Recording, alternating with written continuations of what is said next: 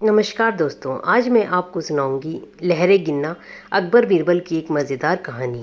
एक दिन अकबर बादशाह के दरबार में एक व्यक्ति नौकरी मांगने के लिए अर्जी लेकर आया। उससे कुछ देर बातचीत करने के बाद बादशाह ने उसे चुंगी अधिकारी बना दिया।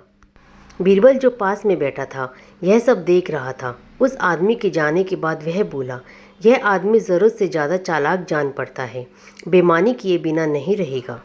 थोड़े ही समय के बाद अकबर बादशाह के पास उस आदमी की शिकायतें आने लगी कि वह प्रजा को काफ़ी परेशान करता है तथा रिश्वत लेता है।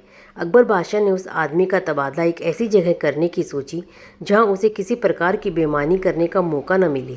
उन्होंने उसे गुरशाला का मुंशी मुकद्दर कर दिया। उसका काम था घोड़ों की लीद उठवाना।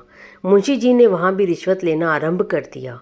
मुंशी जी साइंसों से कहने लगे कि तुम घोड़ों को दाना कम खिलाते हो, इसलिए मुझे लीद तोलने के लिए भेजा गया है। यदि तुम्हारी लीद तोल में कम बैठी तो अकबर बादशाह से शिकायत कर दूंगा।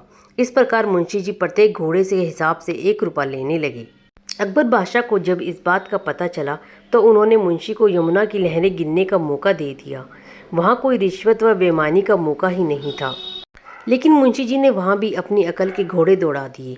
उन्होंने नाव को रोकना आरंभ कर दिया कि नाव रोको, हम लहरें गिन रहे हैं। अतः नाव को 2-3 दिन तक रुकना पड़ता था। नाव वाले बेचारे तंग आ गए। उन्होंने मुंशी जी को 10 रुपये देना आरंभ कर दिया। अकबर बादशाह को जब इस बात का पता लगा तो उन्होंने लिख कर आज्ञा दी, नाव को रोको मत, जाने दो। उस मुंशी जी ने लिखित में थोड़ा सुधार कर टंगवा दिया, नाव को रोको मत, जाने दो, और वसूली करने लगे। अंततः बादशाह को उस मुंशी को सार्वजनिक सेवा से बाहर करना ही पड़ा। तो दोस्तों, आपको यह कहानी कैसी लगी कमेंट करके ज़रूर बताएं।